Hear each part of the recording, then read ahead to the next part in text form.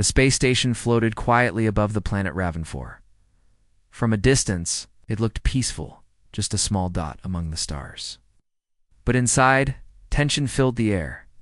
A galactic war was still burning between two powerful sides, the Zirathi Empire, ruled by proud alien royals, and the United Earth Defense Corps, or UEDC. Billions had already died. Now, a fragile ceasefire was the only thing keeping more blood from being spilled. Princess Sarava of Zeroth walked through the metal corridor with her chin high. She wore a silver robe, her skin a soft shade of violet, and her eyes bright like stars. Her long hair floated behind her, moving slightly in the low gravity. She hated this station. It was cold, gray, and smelled of oil. The walls hummed, and the humans who worked here barely looked at her. Security risk in royal quarters, the AI had said earlier. You must be moved to a secure room. She didn't like it, but she had no choice. Her guards were told to stay outside while the station's AI escorted her to a new chamber. The door slid open. She stepped inside, then stopped. There was already someone in the room. A man stood near the bed, shirt half off, cleaning a deep cut across his chest. He froze when he saw her. Sarava's eyes narrowed. Is this a joke? The man frowned. Who are you? I'm Princess Sarava, first daughter of the House of Sterin. This is my room. No, it's not. It's assigned here 3 hours ago. Check with the station AI. The AI's voice suddenly spoke from the wall. Due to temporary system limitations, both individuals will share this room. Full security and privacy protocols will be active. Sarava blinked. Share with a human? The man sighed. Great, just great. He grabbed his uniform jacket and pulled it on. Look, Princess, I'm not happy either, but war changes everything. Just don't touch my gear and we'll be fine. She stood frozen, insulted by his tone. And you are? She asked sharply. Sergeant Leon Hart, UEDC, wounded in action, assigned here until I recover. She scoffed. A broken soldier guarding a broken station. Leon didn't answer. He walked past her, sat on the edge of the bed, and started typing something on his wrist console. The room was small. Single bed, a sink, and a table. One chair. Sarava's fingers tightened. I demand a private room. So do I, Leon muttered. But demands don't work here, Princess. The hours passed slowly. Sarava sat at the edge of the bed, arms crossed. Leon leaned against the wall, reading something on a small tablet. They hadn't spoken in an hour. The silence was loud. Do all humans smell like engine oil? She finally asked. Leon raised a brow. Do all Zirathi talk like everyone's beneath them? Her eyes flashed. Because most are, Leon smirked. Says the royal hiding in a neutral zone while others fight. Sarava stood up quickly. My presence here is a gesture of peace. Leon shrugged. Well, it's a bit hard to feel peaceful when you insult everything around you. Sarava turned away, fuming. She'd met humans before. Most were loud, clumsy, and talked too much. But Leon wasn't like the others. He was quiet, sharp, and spoke only when needed, and yet so annoying. That night, the lights dimmed automatically. It was time for rest hours. Leon took the floor without asking. He placed a thin mat near the door and lay down with a blanket.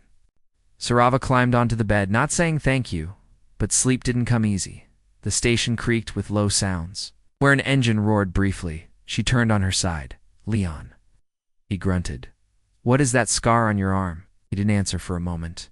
Then, plasma mine. On Luthene Prime? I was lucky. Silence again. Then Saraval whispered, Do you hate us? Leon didn't move. I hate war. She stared at the ceiling. I didn't want this war either, she whispered. But no one listens to a princess unless she's yelling. The next morning, everything changed. An alarm blared. The walls turned red. The AI voice was calm but urgent. Security breach. Hostiles detected in Sector D. Stay in your quarters. Leon was already up. He pulled on his jacket, grabbed a small blaster from a hidden case under the table, and stood by the door. Sarava sat up, confused. What is it? I don't know, but I'm not waiting to find out. He turned to her. Get ready to move. If this is a full attack, they'll target VIPs like you. She frowned. You can't order me. I'm not asking. I'm protecting you. Before she could argue, a loud boom shook the wall. Leon opened the panel beside the door and checked the hallway feed. A group of masked soldiers moved through the corridor. They were not UEDC and not Zerathi. Who are they? Sarah asked. Leon narrowed his eyes. Not ours. Could be red mist. Her face went pale. They want the war to continue. Exactly, Leon said. And you being here makes you a big target. The next 5 minutes were chaos. Leon moved quickly, guiding her through a hidden maintenance tunnel behind the room. He used his wrist device to lock down the door behind them. Sarava followed, quiet but alert. For someone raised in a palace, she moved well. They crawled through dark vents, then climbed into a storage hall. Leon led the way, checking corners. Sarava noticed his focus. He didn't blink much, always scanning. He was a soldier through and through. They ducked behind crates as footsteps echoed nearby. Sarava whispered, Why are you helping me? You could run. Leon whispered back. Because if you die, peace dies with you. She stared at him. You think I matter that much? He gave a half smile. I didn't, but I'm starting to think you do. They reached a quiet service room. Leon used his code to lock the door. Sarava sat down slowly, breathing hard.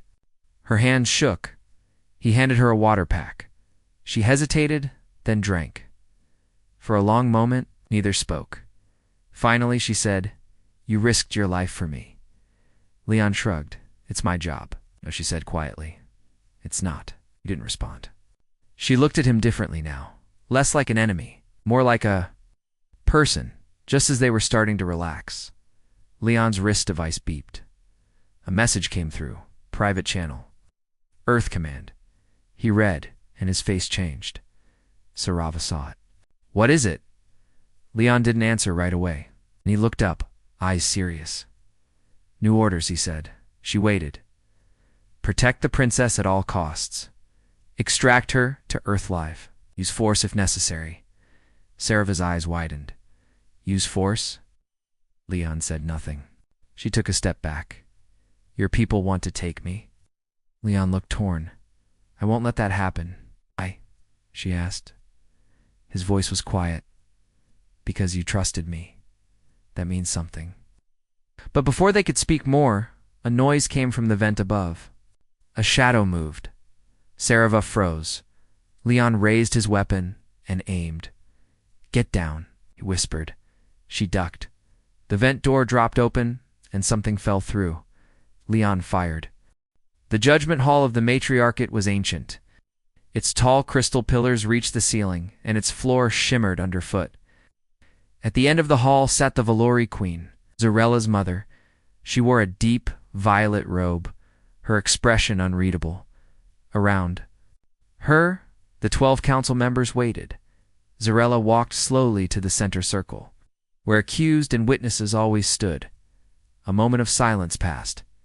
Then the queen's voice echoed through the hall. You have returned.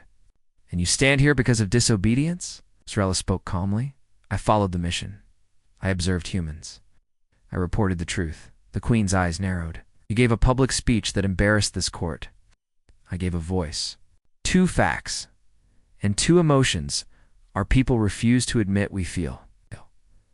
A loud murmur rose from the council members. One stood. You claim humans breed year-round by choice. Are you saying biology is not the only driver? Zarella nodded. Yes, I saw it. They act from love, not from cycle. And their emotions are not weaknesses. They give strength. Another counselor, a strict elder named Velosh, scoffed. You were influenced by them. I was changed by them, Zarella said firmly. And I don't regret it. The queen stood slowly. You speak boldly. But do you understand what your words mean? Zarella met her eyes. They mean we must grow. We must look beyond old beliefs. The queen paused. Then she looked at the others. We will vote. Decide whether the princess remains in line to rule or is cast out for defiance. Back on Earth, Leo sat inside a lecture hall. He stared at a screen showing images of different alien species. Students around him listened to the guest speaker, But Leo's thoughts were far away in the stars. He still had the crystal flower Zarella gave him. He kept it in his jacket pocket, close to his heart. After class, Dr. Min walked up to him. "There's been a transmission," she said quietly. Leo looked at her, confused. "From who?" "Not sure. It's private. It's galactic encryption level." 6. Leo followed her to the research lab. On the screen, a video message waited. He pressed play.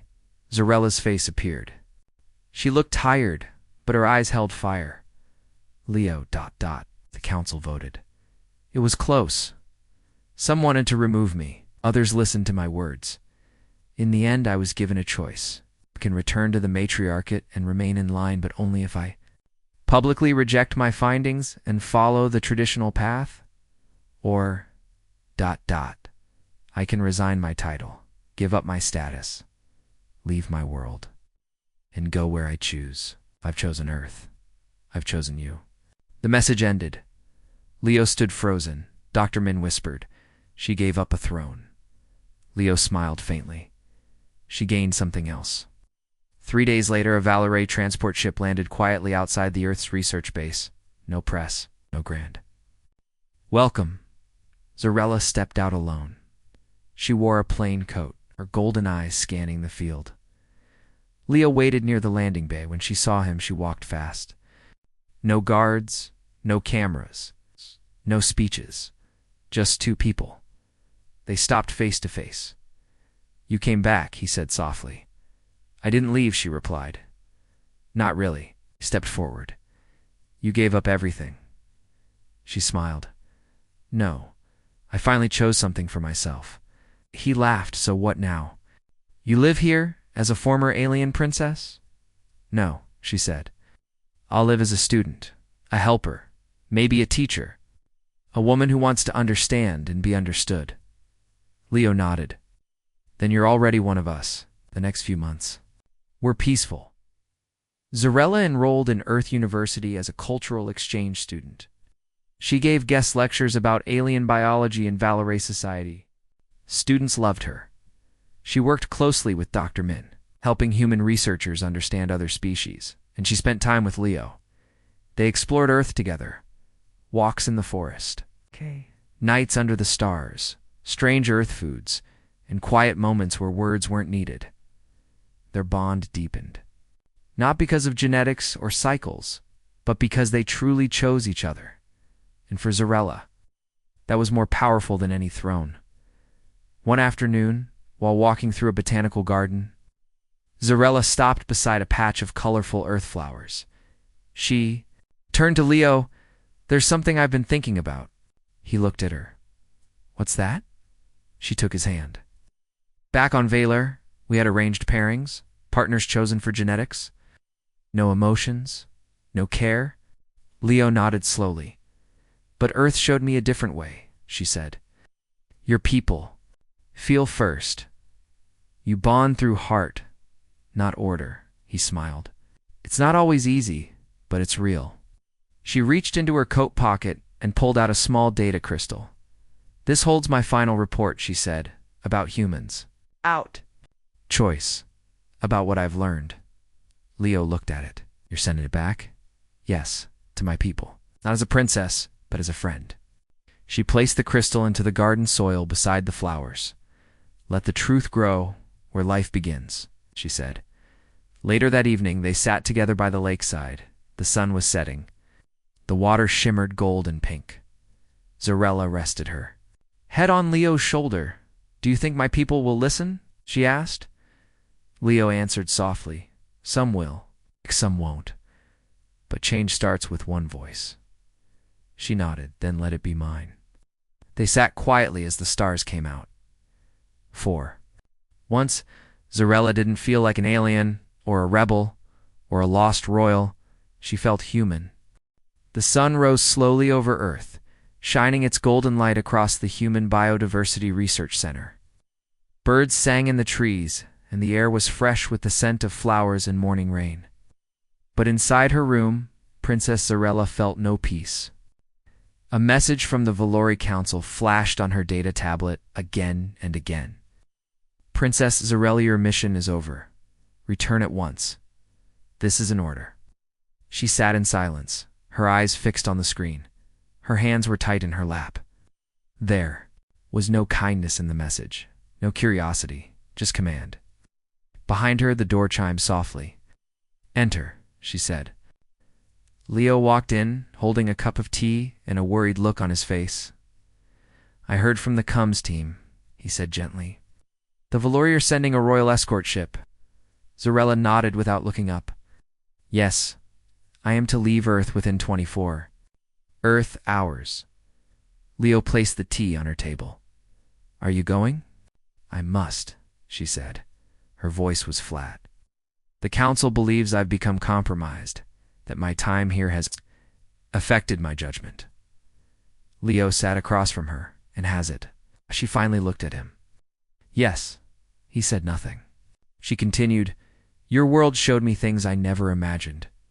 Love, choice, connection, without rules. Feelings I was taught to suppress. Earth made me question everything. He leaned forward. Then maybe Earth gave you something you never had. Zarella stood and walked to the window. Outside, she saw a pair of human children playing in the garden. They were laughing, chasing each other under the trees. One of them tripped and cried. The other quickly helped them up and hugged them. Simple, honest, emotional. Zarella whispered. My world would call that weakness, Leo replied. Then your world doesn't understand strength. By noon, the Valori escort ship entered Earth's orbit. Its black and silver body reflected the sun. Its royal markings signaled that it was not just a ship, it was a command.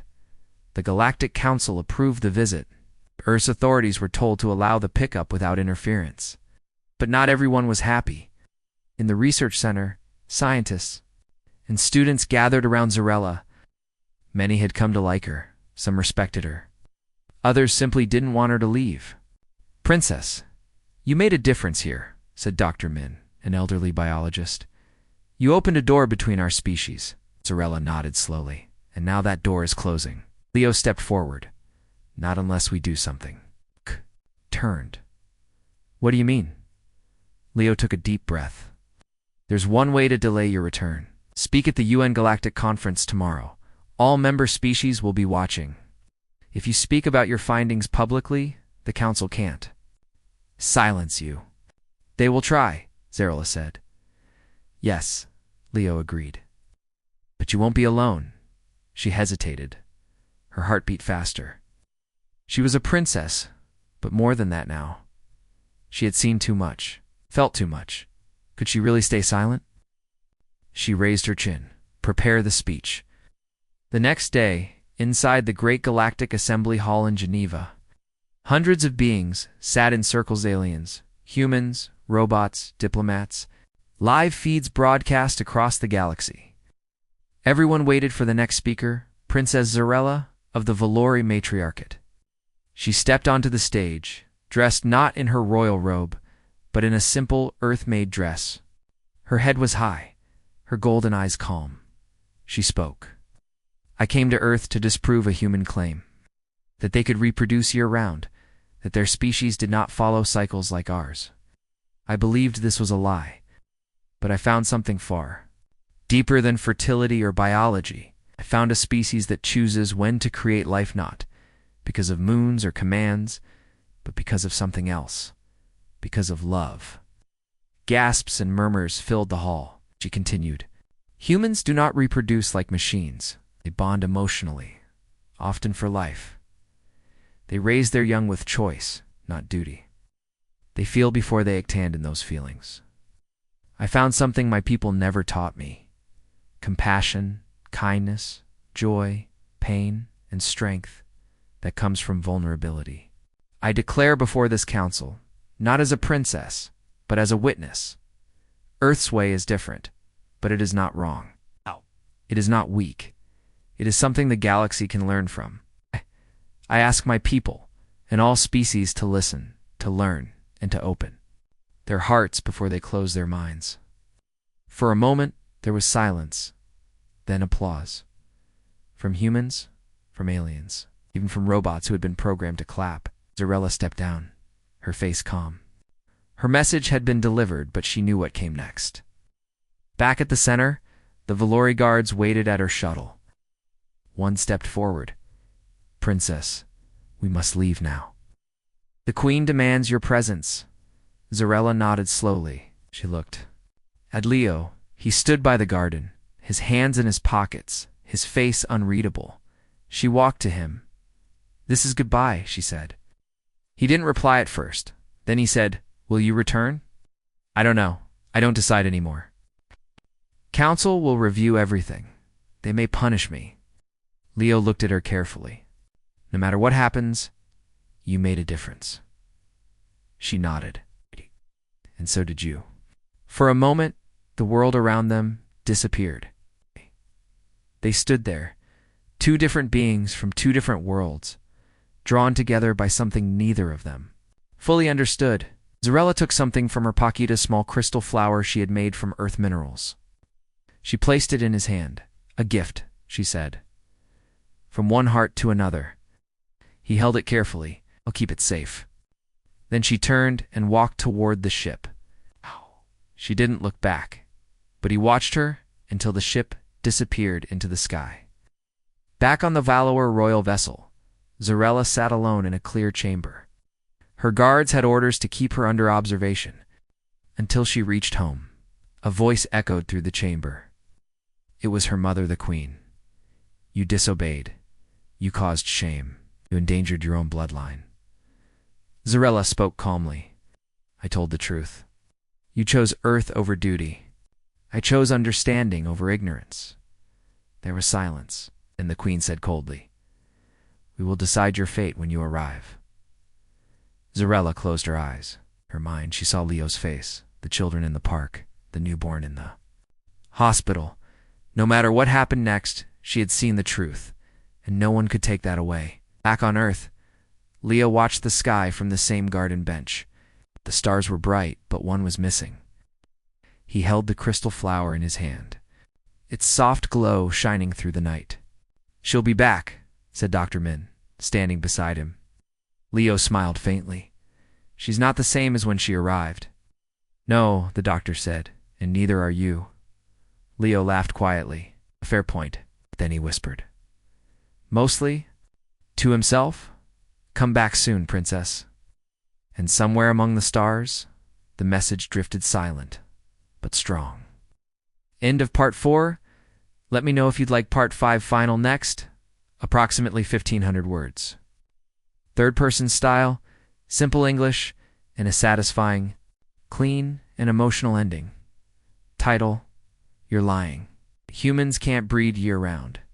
Alien Princess Demands Proof Part 5. The Choice of a Princess, approximately 1,500 words. Third-person style, simple basic English, clean and engaging. The stars outside the ship's window looked cold and distant. Princess Zarella sat in a quiet chamber. Aboard the Valori royal cruiser, she had been silent for hours, her mind replaying the speech she gave at the Galactic Conference. Her words had shaken the galaxy. But now, back among her people, she was treated like a prisoner. The guards outside her chamber stood straight and silent. They didn't speak to her. They didn't even look her in the eyes. She had broken protocol. She had gone against the orders of the matriarchal council. And now, she was going home to face judgment. Suddenly, a chime rang. The door opened, and High Advisor Telene, an older Valori woman with silver tattoos on her forehead, stepped in. "Princess," she said coldly, "you are summoned." Now, Zarella stood without a word and followed. Zarella stood by the large glass window in her quarters, staring at the endless night sky. Stars blinked in the darkness, distant and cold. But inside her chest, something warm and strange had begun to grow. She had traveled across the galaxy to prove humans were wrong. Now she wasn't so sure. There was too much feeling in this world, too much life. It confused her. It pulled at her thoughts. And worst of all, it made her question her own beliefs. The next morning, Leo knocked gently on her door. "Ready for today's schedule?" he asked, holding 2 steaming cups of earth tea. Zarella opened the door slowly. Her expression was thoughtful. I didn't sleep well. Leo handed her a cup, still thinking about the council message. She nodded. They want me to return immediately. I don't feel ready. Leo sat down on the couch across from her. You came to find the truth. You should leave only when you believe you found it. Zarella sipped the tea and sat in silence for a moment. Leo, she asked finally, why do humans value love so much? Why not just pair based on logic or genetics like most species? He smiled a little. Because love isn't about perfection. It's about connection. We're not the strongest or the fastest or the longest living species in the galaxy, but love. It's something we do better than most. It's our survival tool. She tilted her head. You speak of love like a technology. In a way it is, Leo replied. It holds us together. It helps us raise children. Gives us strength when everything else fails. Zarella looked away. My people think love is a distraction, an emotion too wild to trust. Leo looked at her, serious now. Then maybe they've never truly felt it. Later that day, Zarella joined Leo at the city park. He had planned something different, something outside the lab and interviews. Families played on the grass. Parents chased toddlers. Couples shared. Food on picnic blankets. Music played from a nearby fountain. This is not a research facility, she said. No, Leo said. But it's where life happens.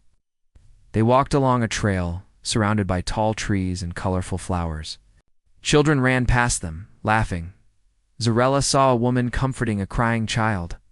The mother whispered softly, kissed his forehead, and the child smiled again. How does she do that? Zarella asked. Do what? Leo replied. Fix his emotions. Just with a touch? Leo smiled. That's a mother's love. It's powerful. They sat near a pond where swans floated on the water. Zarella removed her boots and let her feet touch the grass. It felt strange, soft, alive. She closed her eyes for a moment. This world is dangerous, she said. Leo blinked. Dangerous. How? Because it makes me feel too much. My heart is no longer steady. My thoughts are not clear. Your species is unpredictable. That's true, Leo admitted. But sometimes unpredictability brings hope. Later, back at the center, they entered a lab where doctors were studying interspecies genetics. Holograms of DNA strands floated. In the air, one human doctor explained. We found that some alien species could potentially have children with humans, with assistance. Technology can help where nature fails. Zarella raised an eyebrow. Cross-species reproduction? That's forbidden in the matriarchate. The doctor nodded. Not here. We believe love shouldn't be limited by biology. Zarella turned. To Leo, would your people accept alien-human couples? Many already have, Leo said.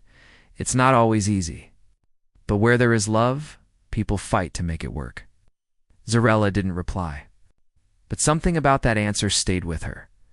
That night, Zarella couldn't sleep. She walked alone to the garden behind the center. The air was cool. Flowers glowed faintly under the moonlight. She sat on a stone bench and looked up at the stars.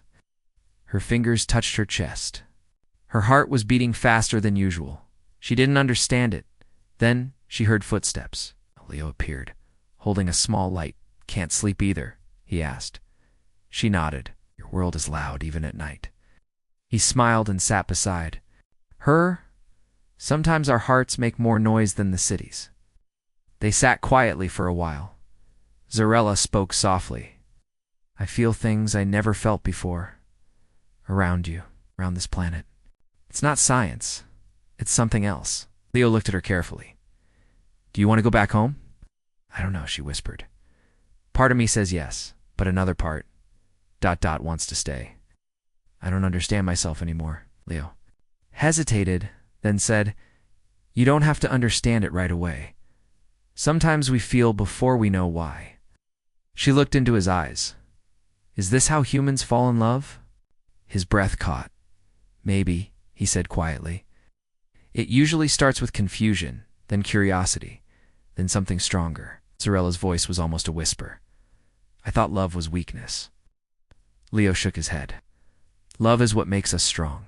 It makes us protect, care, forgive, ... And sometimes fight for what matters. The next day, news from the galactic networks spread like fire. Princess Zarella seen beside human males, she falling for Earth, Valori Council demands. Immediate return of the princess. Alien royals spotted in human mating research center, controversy grows. The Valori Queen sent a second urgent message. Your mission is complete. Return at once. You are not to become involved in alien culture. This is your final warning. Zarella stared at the message for a long time. Her hands trembled slightly. Leo entered the room moments later. I saw. The news, he said quietly. They're putting pressure on you. Zarella nodded slowly. They think I'm corrupted, that I've gone too far. And have you? He asked. She looked at him. I don't know what I've become, but I know I don't feel the same anymore. Leo stepped closer. That's okay. Change isn't bad. It means you're growing. Zarella looked into his eyes. Would your people accept someone like me? Someone, ... not human. Leo's voice was soft but firm. I would. Her breath caught. He didn't touch her. He didn't move closer. He just stood there, waiting, offering her the freedom to choose. Zarella took a step forward. I came too. Prove you were wrong, she said. I wonder if I've been wrong my whole life. Leo smiled gently. Welcome to Earth. That evening, Zarella held a private message recorder in her hands. She began speaking to her people her final report. I came to Earth to disprove a claim. I found more than data. Found hearts open without shame, love without permission, life without control. I once believed our way was the only way. I now believe there is more than one truth. Humans do not breed. They bond. Not because of seasons or orders or genetics, but because of feelings. Wild, deep, dangerous feelings. And maybe, ... they are better for it. She paused. If I must return, I will. But I will not forget what I've learned, and I will not pretend this world has not changed me. She ended the recording. Outside, Leo waited by the garden pond, holding a small plantain earth flower that opened only at night. When Zarella arrived, he handed it to her. It's called a moonbloom, he said. It only shows its beauty. In the dark, she held the flower gently. Like me, she whispered. He nodded. Exactly. It's for the first time since arriving on Earth. Zarella smiled. Princess Zarella walked through the Human Biodiversity Research Center with silent wonder. Tall, green trees rose all around her. Bright birds flew between the branches, and strange, furry animals ran along the paths. Earth was louder, warmer, and more alive than any planet she had visited. Leo walked beside her, smiling at her reactions. You're quiet today, he said. I'm observing, Zarella replied. There's so much ... noise, and scent, and life. My senses feel overwhelmed. That's Earth, Leo said with a grin. No filters, just nature. Zarella's golden eyes scanned the area. Laughing ran in the grass, laughing. Nearby, an elderly couple sat holding hands on a bench. Man and woman kissed under a tree. Zarella turned away quickly. Public affection. That's unusual, Leo chuckled. Not on Earth. We show love freely. She folded her arms. Love again. You humans treat emotions like currency. Leo raised an eyebrow. We do value love. It's one of the reasons we build families. Zarella frowned. My people don't mix love with reproduction. You respect structure, order, genetics. Maybe. Too much order, Leo said softly. Sometimes freedom creates something beautiful. She didn't reply. That afternoon, Leo brought her to a large room with bright lights and comfortable chairs. Several human couples waited inside. Some were young, some old, and others had children sitting beside them. Zarella looked at them with curiosity, holding her data tablet. We've gathered volunteers, Leo said. You can ask them anything about family, children, emotions, mating cycles, whatever you need to confirm your research. Zarella stepped forward, serious and calm. She addressed the group. Greetings! I am Princess Zarella of the Valor, Matriarchate. I will ask direct questions. Do not be offended. A young woman smiled. Don't worry, Your Highness. We've seen the alien movies. We're ready. Zarella narrowed her eyes, but began the interviews. She asked a couple in their 30s, when did your fertility cycle begin? The man blinked. We don't really have cycles like that. Zarella frowned. Then how did you decide? To reproduce? We just felt ready, the woman said. We were in love, had a stable life, and wanted a child. Zarella typed notes. Next, she asked an older couple, when did your mating years end? The old man laughed. They haven't. Wife playfully elbowed him. Don't embarrass us, dear. Zarella looked confused. You still ... bond? Of course, the woman said. We may be old, but love doesn't vanish. We still care for each other. Zarella stared at them, stunned. On my planet, mating stops after 30 cycles. Young father stepped up with a child in his arms. This is Mila, he said. My daughter, born 2 years ago. Zarella asked. Why did you choose this time? I didn't, he replied. She was a surprise. I ever got. She paused. Unplanned reproduction? That's dangerous. He smiled. Yes, but sometimes. Unexpected things change your life in a good way. Zarella finished the session hours later, her mind spinning with contradictions. Nothing made sense. How do you maintain population? Control? She asked Leo. We educate. We give people options, birth control, planning, support, but we don't restrict. It's about trust. Trust, she repeated. Leo nodded. Trust in people. In love. In freedom. That night, Zarella sat in her private quarters, staring at the stars outside the window. She spoke into her data journal. Day 5 on Earth. Human fertility is indeed not based on cycles. Reproduction appears possible throughout the year. As claimed, but more than biology, humans rely on emotional readiness, something unpredictable and illogical. I will continue to study, but I sense the truth is not in data. It lies elsewhere. The next morning, Leo took her to a hospital maternity ward. Soft music played in the background. Mothers rested in beds, holding newborns. Doctors and nurses moved quietly, smiling. Zarella stood at the door, not entering. Leo noticed, nervous. I've never seen birth, she admitted. He gently guided her in. It's one of the most powerful things on Earth. They watched as a baby cried in its mother's arms. Zarella saw the tears in the mother's eyes. The father kissed her forehead. The nurse whispered something kind. Zarella felt something strange in her chest. Not fear, not confusion, something else. They suffer, she said quietly. Yes, Leo said. But they choose to, with the joy that comes after.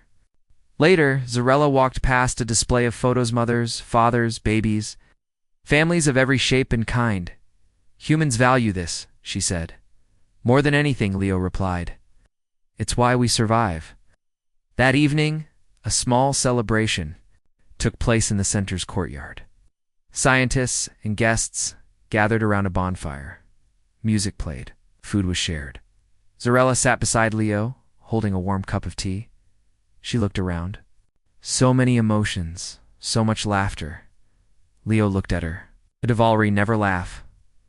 We do, she said, but rarely, and never in public. He smiled. You should try it sometime. She glanced at him, maybe. They sat in silence. The stars above shimmered. After a while, Zarella asked, Do you have a family? Leo nodded. My parents live in New Berlin. My sister has 3 kids. I visit when I can. Zarella looked thoughtful. Did you ever ... create life? Dad. He looked at her, surprised by the question. Maybe, he said, if I find the right person. She turned away, hiding her expression. The next day, a galactic message arrived from the Valori homeworld. It was from her mother, the Queen. Zarella, return. The council grows uneasy. You have seen enough. Zarella stared at the message. Her jaw tightened. Leo saw the look on her face. Everything okay? The council wants me back. She said they believe I'm too close to your kind. He was quiet for a moment. Are you? She didn't answer. Instead, she asked, why do you care if I understand you? Leo met her eyes. 'Cause you came here thinking we were wrong, that we lied. But we didn't. We're just different. And maybe, if someone like you understands us, others will too. Zarella looked away. I thought your people were careless, she said softly. Too emotional, too wild. But now, I see strength in your chaos, love in your unpredictability. It's terrifying. Leo smiled. But it's real. That night, Zarella walked alone in the garden. Fireflies danced in the air. She touched a flower and watched it glow under her fingers. A thought came into her mind, clear and powerful. Maybe I don't want to leave. She remembered the baby in the hospital, the families she met, the kindness of strangers. She remembered Leo's steady voice, his warm smile, his patient answers. Something had changed inside her, but duty called. Her people waited. And the next day, a Valori escort ship was already on its way. She stood in her room, looking at her packed case. Then, she saw a small paper on her desk, a photo of Earth children smiling. Leo had left it there at the back. He had written, "Proof is not always in numbers. Sometimes it's in the heart." Zarella closed her eyes. She had come to Earth to expose a lie. Now she wondered, had she found the truth instead?